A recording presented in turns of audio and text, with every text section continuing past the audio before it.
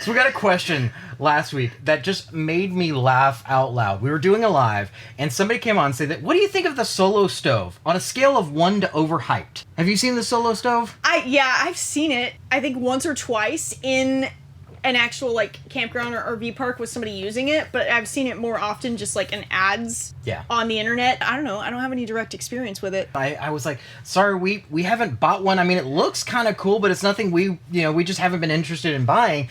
And so his response was, yeah, my sister-in-law bought one, and I was like, well, what does she think of it? Well, she hasn't used it yet. Oh, well, there's your answer. There's your answer.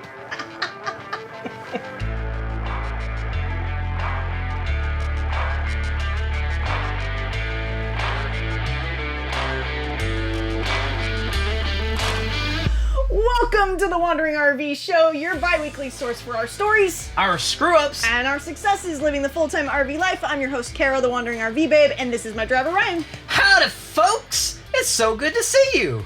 His howdies, like his introduction during the intro part of it, is always so fun because it's always so animated and it's always different. You know, I can't do the same thing over and over again. I gotta be entertaining. That's true. So today we're discussing how fall is the best time of year for camping. It's the most magical time of year. And why it's the most magical time for camping. Yes, and we're also, so our pick of the week is actually our 2 favorite fall camping accessories. And then we are answering a very timely fan question as well that's going to wrap all into our discussion tonight. So stay tuned. But first, we need a foot update. The foot saga continues. So, foot update. So, for anybody who's new, just joining us, I hurt my foot on Memorial Day. It's now been 3 months, and I'm still in a boot. I can't walk on the ball of my foot or put weight on the ball of my foot, so I technically can't walk without support. Went to a doctor earlier this week, got another steroid shot in my foot. That felt real good. But then he gave me like a new foot support that I'm supposed to wear, and he like put it on while I was at the doctor's office. I'm supposed to wear that with the boot for like 5 days, and then go have it redone, like reapplied, and then do that for another 5 days, and then I'll see him in a couple weeks for a follow-up. And what was funny was when he was putting the support on, he was like, oh yeah, like, by the way, you can't get your foot wet. So cool. We're at a like water park-esque campground. Yeah. So we're at a campground that is also a water park.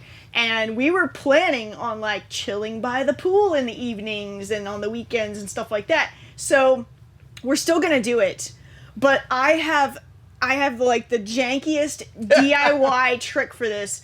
We have these gallon-size Ziploc bags and duct tape. And everybody's gonna think it's really funny, but we do have to kind of minimize the amount of pool time that we have for the next couple of days. Okay, what is so magical about fall camping? I don't know. So I guess my earliest memories of camping, and this was like when we did tent camping and we were just kind of like really truly roughing it, was always during like fall weather. A little bit during summer weather too, but always during like fall weather. And so we had a campfire going, and we would roast weenies on the campfire, and then we would have s'mores, and you know, just the fall leaves that were everywhere, and just hiking and having fun, snuggling up in sleeping bags in the middle of the night, all that good stuff. So it brings back a lot of memories for me. In fact, what's funny is every time I eat s'mores now, I always think back on this time when, I don't even know if it was during the fall per se, but it was like fall weather. But I was with my family, we were out camping, we had started a bonfire essentially, like collectively as a group. And so we had roasted weenies for dinner, and then we were toasting marshmallows for s'mores over the campfire. And I was a kid, y'all, so like bear with me here. I was not an adult with a brain lapse like this, but my marshmallow was about to fall off of the wire hanger that we were using as like the stick for the marshmallows, because you know that's how we rolled in the feral days of the early 90s. And so I went to go catch it because I was like, man, I don't want to lose my marshmallow. I don't want to have to like reheat up another marshmallow and that kind of thing. I want to have my s'more. Well, then it was like molten hot lava on my hand, and I just kind of stood there for a minute, and my grandma, like without missing a beat, there was an aloe vera plant nearby. She snatched a leaf off of that, sliced it open, threw it on my finger where, you know, the marshmallow had landed, and then taped it up. And I think by the next morning, it was fine. And I just remember her talking about, like, man, you were a trooper. You didn't even cry or anything. And I was like, I don't think I really had time to even process what happened, because you just, like, took care of it so quickly. Man, grandmas know. They Grandmas do. always know. They do. And so, anyway, that's one of my favorite memories of, and early memories of camping, which I think is why it's always a nostalgic throwback for me when fall comes around and we're in the camper or doing tent camping or anything like that. Okay, we have a few more reasons, but first, it's not actually fall weather for us. This was mostly for visual effect, and it's getting a little hot. It is so we getting need a a little quick hot. change. So, here, movie magic. Whoop. Oh, that is much better. Whew. Paul says, "No, don't catch it." I did. I already did. I did.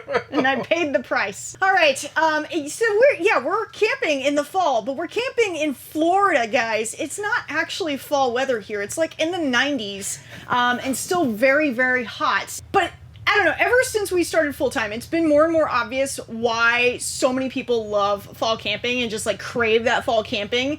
One of my favorite things about fall, or just like the fall weather in general, is like screen door days. Especially if I can target like screen door mornings and screen door evenings, like where the weather is so nice and calm and chill, where you just throw that screen door open, you throw all of the windows open, and you just kind of have that indoor-outdoor feel with your camper. But then I still like it to kind of warm up, if at all possible, warm up during the day to where we can go jump in the pool, or if not, if it's that chilly, maybe have a hot tub. Ooh, yes, hot tub, yes. Mm-hmm. Hot tubs during the fall are amazing.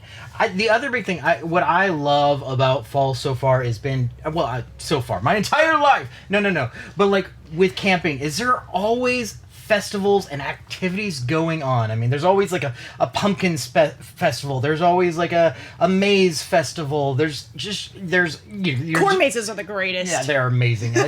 Naturally, there's going to be something you're going to do for Halloween. Of course. Why wouldn't you? So, like, there's so many activities, and I love it. Yeah.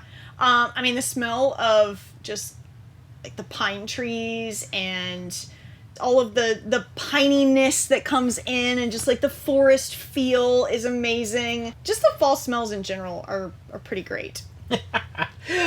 Or making chili and soup. Like, I don't know about you guys, but for me, I cannot really enjoy chili or soup when it's too hot outside. Like, if it's too hot, I don't want something hot. I'll drink a hot tea sometimes before I go to bed, but that's about the most. Whereas, like, during the fall, especially as you're getting later into it, it's like, ooh, you can drink hot tea any time of the day. You can have chili or soup or whatever your heart desire, like, just warm liquids in general. I prefer stew. So it's not soup. It's not, like, super liquidy. There's a good, like chunky pieces of meat and veggies and stuff like that to the liquid ratio. So it's more of like a stew instead of a soup, which is kind of like what chili is. It's a little bit like a soup. It's that consistency. But yeah, definitely during the fall and of course going into winter, it's not something I'm going to partake in during the summer when it's hot.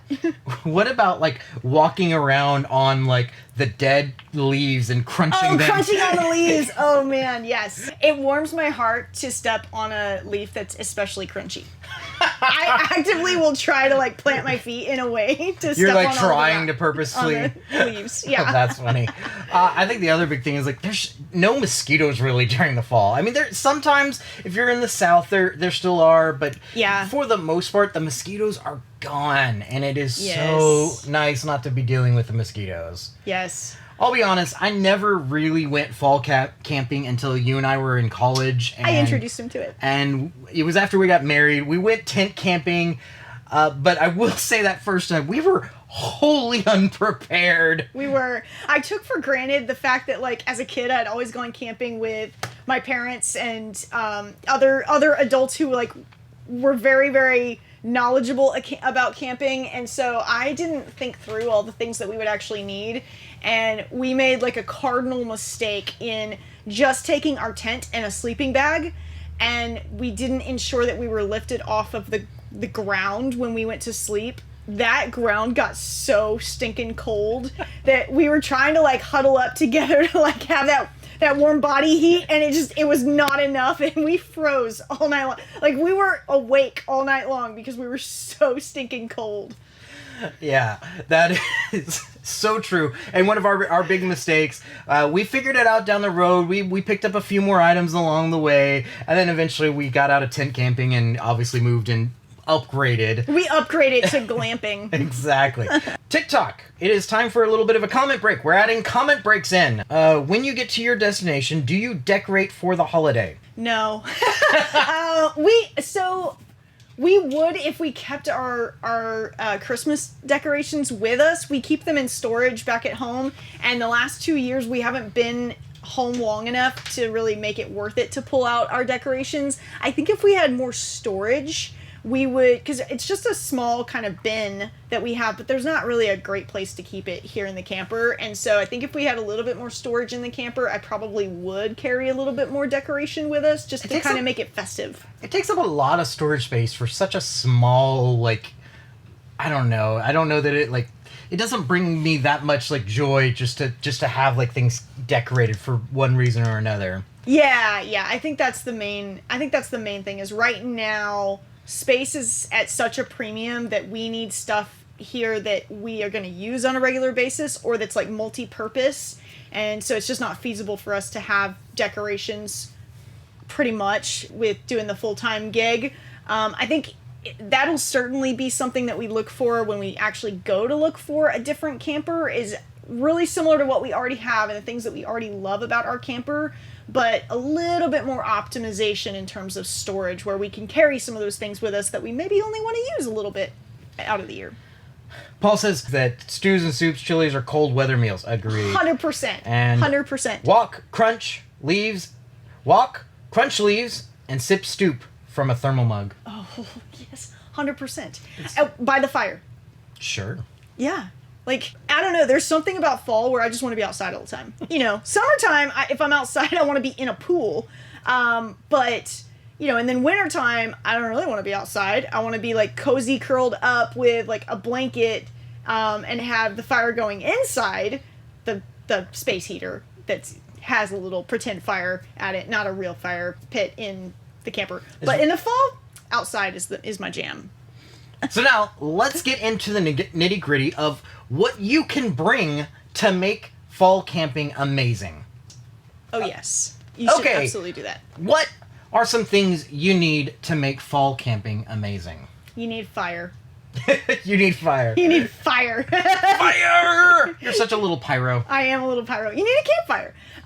There's some things, though, to keep in mind when you go and take a camping trip in the fall with campfires. One of the things to keep in mind is there are a lot of campgrounds that will not let you bring in outside firewood. They will require that you buy the firewood when you arrive at the campground. That's for a really important reason. And I know a lot of people like to blame, oh, well, they just want the money from the firewood. There probably are a few campgrounds out there that do that, but it's really about the bugs, the bacteria, everything. Bringing that in from one area to another has a tendency to cause those bacteria and bugs to flourish where they otherwise weren't, and can absolutely destroy the habitat of other things in that environment. So it is very, very important that if honestly, just my recommendation really is just buy firewood at the campground. Don't try and sneak around the system. Don't do anything, and just don't try to bring your own. Honestly, it's just better to keep nature natural and let them provide local wood that they know has been vetted and is correctly done for just for that ecosystem. Exactly. Yeah. The other thing that's actually something that you have to pay attention to is burn bans, and they can be in place in all parts of the country wherever you go. So you do have to keep that in mind.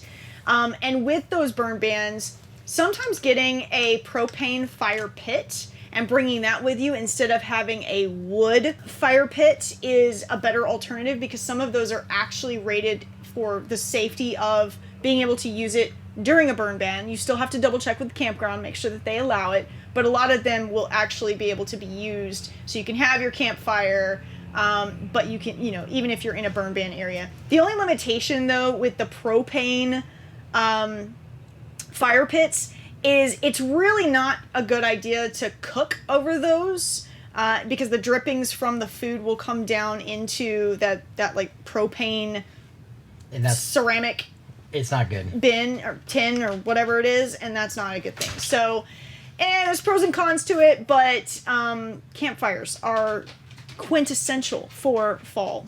And as Sean Henson says, support your local campground. Buying their firewood, honestly, is just helping them maintain and keep running. Absolutely. That's a great point, Sean. He also says, Smokey the Bear knows his ish, so watch for those bands. I like that. That's awesome. All right, so really important fall question. Hot dogs over an open flame or burgers on the Blackstone? For me, at least, I'm going to throw my burgers on the smoker. Oh, yeah. Yeah, no Blackstone here. We have a smoker instead. But if we're doing hot dogs and it's fall and we already have a campfire going, oh my gosh, hot dogs on the campfire are amazing. You can get them super crispy on the outside. I mean, and since we're on the topic of food, we got to talk about dessert, because we already started that topic. S'mores is the next thing. You got to have s'mores. We have a family debate going. Okay, on what the correct toast level of the marshmallow is. So, I need y'all to sound off what is correct. So, all right. Mine has changed over time, but as a kid, I kind of do still love to catch them on fire, but I loved to like catch them on fire all the way around, and then I would blow out the fire, and then I would like pull off the outer layer of the marshmallow until the marshmallow got just like really small, and then that's what I would use for my s'more. But now I kind of just like it to be golden brown all the way around, but like one side of it I catch on fire and I still blow it out just for old time's sake. Of course. You're just a little... Is that... Okay. You're a pyro. We already established this. So is that what happened when you burned the marshmallow that almost burned you?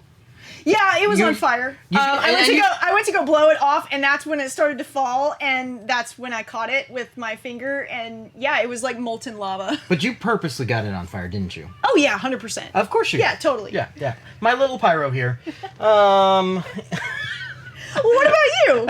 What is your perfect doneness? So mine is brown all the way around. Like, I want there to be a nice, like, enclosure. So, like, it kind of, like, holds itself together. But then the inside is just starting to, like, teeter off of your stick. So it's, like, just getting loose enough. So just before it's about to fall off. But never black.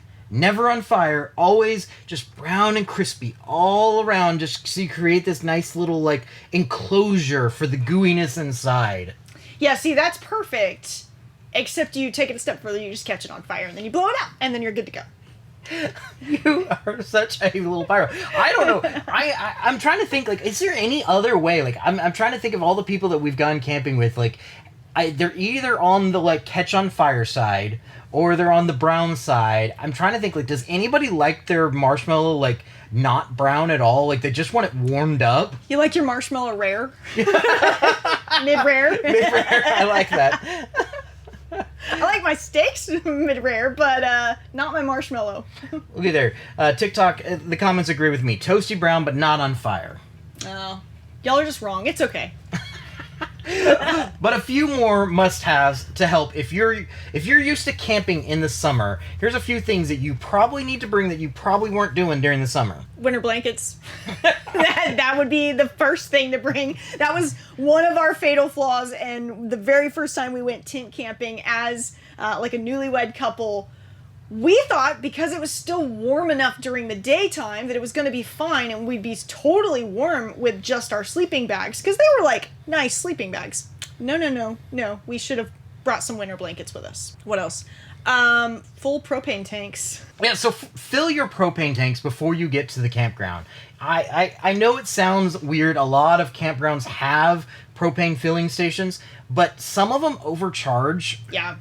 And I get it, like, support your local campground for sure, but at least come in with, my recommendation is just come in with some full propane tanks. Go to your local Tractor Supply or wherever makes sense for you, and get your tanks filled before you head out for the fall. It's so much easier. Tractor Supply will fill by the gallon or by the pound, so you're not paying for the whole tank, whereas, like, there are some places, from what I've heard, Lowe's is one of them, and there are some campgrounds that we've been at where they just charge you a full tank. A full tank, no matter what, because they just don't measure whatsoever. And, yeah, that's not... That can be a little costly. And so I'd rather just come in with a full tank, so that way I know that I can go somewhere that's going to charge me the correct amount at a good rate. I mean, it's just like buying gas. Like, you look around for the best price for gases, you look around for the best prices for propane. It's just how I do it, and so I like to come in with a nice full tank. Yeah. I think the other thing to keep in mind is, even though I love the fall leaves and crunching those fall leaves, you do have to keep an eye out for them and the pine needles that will fall from the trees, especially if you're camping in a camper that has slide outs. Oh, yes. You definitely want to clean those off, hop up on the roof and sweep those off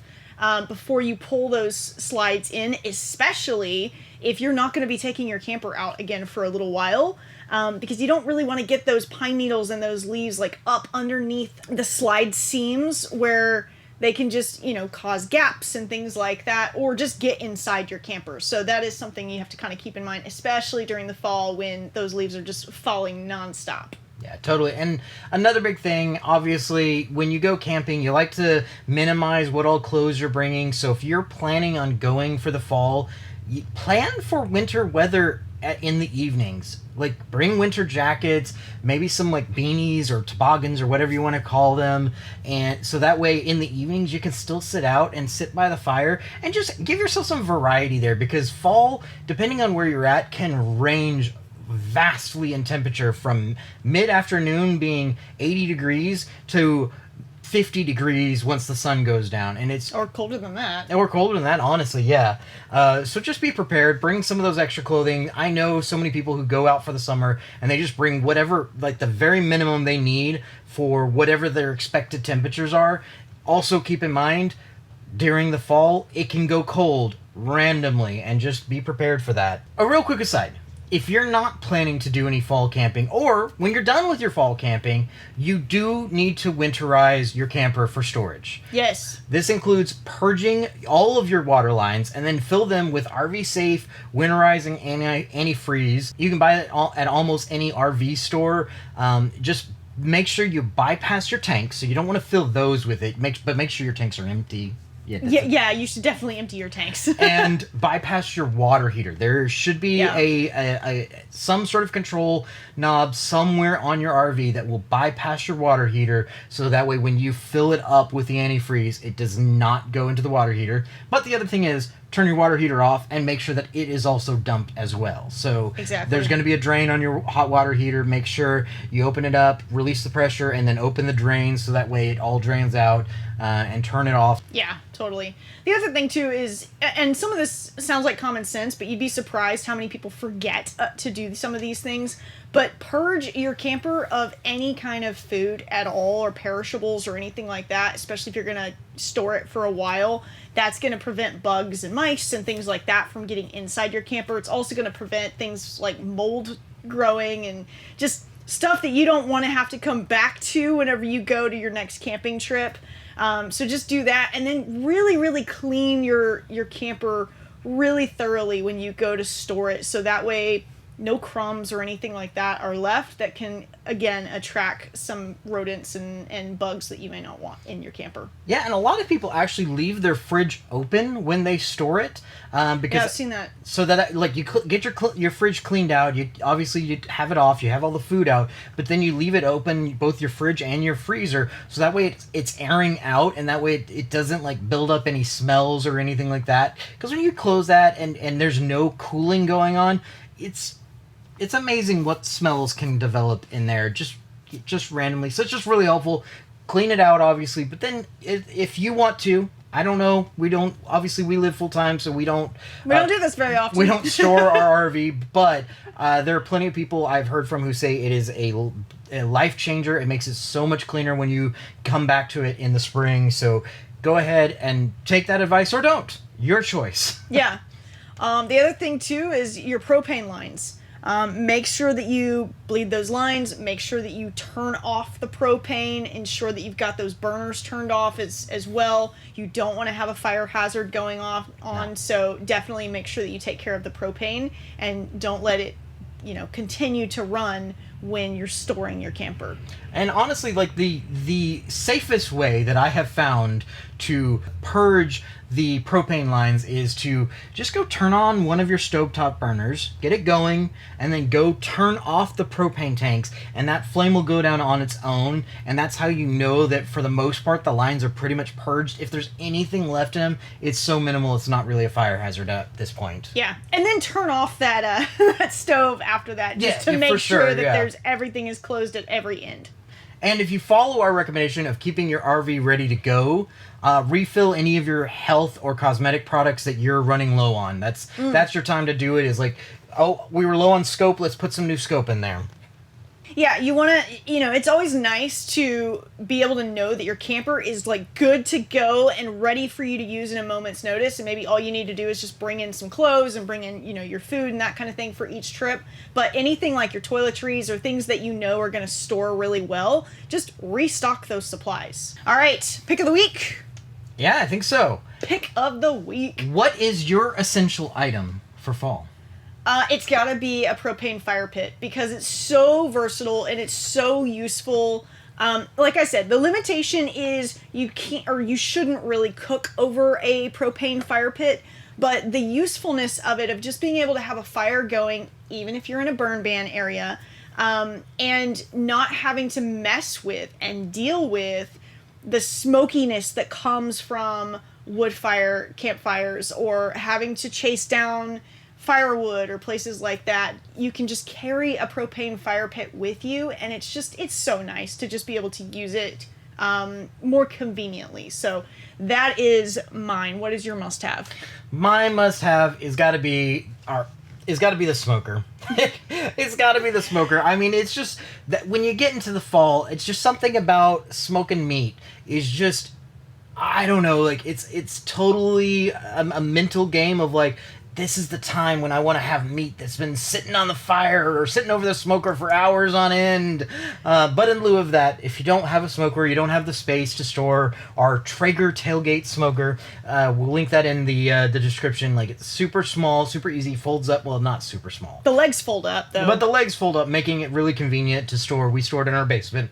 But in lieu of that, just having a grill or a griddle or something so you can cook out. Like, fall is cookout time. During the summers, sometimes it's too hot to cook outside. You just kind of want to stay inside, stay where the AC's at, or you want to go be hanging out at the pool. You don't really want to be cooking outside. But during the fall, I love to be cooking outside. Yeah. So our fan question of the week this week was really timely, and it was, how do you keep mice out of your camper when you go to store it? I think we answered some of that with, just making sure that there's not food left over, and really, really cleaning your camper. But a couple of other things that you can do to help keep mice out of your camper is, one, check all the seams. Make sure that you don't have any gaps in the slides or in some areas where mice could get in. They can fit into really, really small spaces. So just ensure that you don't have any gaps and that your camper is closed in, airtight for the most part, I guess. I know that's not probably the right word to say, but you know what close enough. You're getting what I'm putting down. And then the other thing too is, as a failsafe, put out some traps in some of those areas where they could easily get in, like in the basement area. Would be a great place to just put some traps, just so that way you can ensure that if for some reason little Mouskowitz makes it into your camper, they don't make it that far. Well, and also check your underbelly. Like, you're driving this thing down the road, you never know what kind of underbelly damage you might get, and a real easy fix, not the greatest of stuff, but buying great stuff, the brand name, is a foam sealer filler inner thing that you can basically kind of use for some of your underbelly stuff. It's usable. It helps. And Is it temporary? It's a temporary fix. No, isn't it? there's a lot of campers that come straight from the manufacturer with that. Oh, okay. Like your low point drains on some campers, they'll just cut out a hole in the underbelly and they'll just fill that in with great stuff. Oh, had no idea. All right. Well, so there you go. But hey, friends, thanks for watching. Thanks for listening. It was great to connect. We would love to stay connected with you. We are on all the socials. So TikTok, Instagram, Facebook, Threads, YouTube, Snapchat. I think I covered them all. Join us on there. Comment, message, follow us on there. You can absolutely DM us. We will answer you if you have a camping related question or RV related question. And then you can also join us on our website at beacons.ai/wanderingrvbabe. That's beacons.ai/wanderingrvbabe. We've got links to all of our favorite camping gear, RV gear, things like that on our website. So we will see you next time. Bye, Felicia. Bye, Felicia. So we went to the Hangout in Gulf Shores, Alabama. I think they have 3 locations, but that was the one that was closest to us, and we had heard some really great things about it. So we went there with some friends over the weekend, and we had a blast. They had these foam parties every hour on the hour. They had these random dance parties where they would get different people up on tables and dance. And then, of course, the food was great. We had the seafood boil, and they had gelato there, too, which was super tasty. So it was a blast. But, yeah, the foam party, that was the first time I'd ever experienced a foam party. It was legit. You're I'm game You're for up it. for it? Yeah. Okay.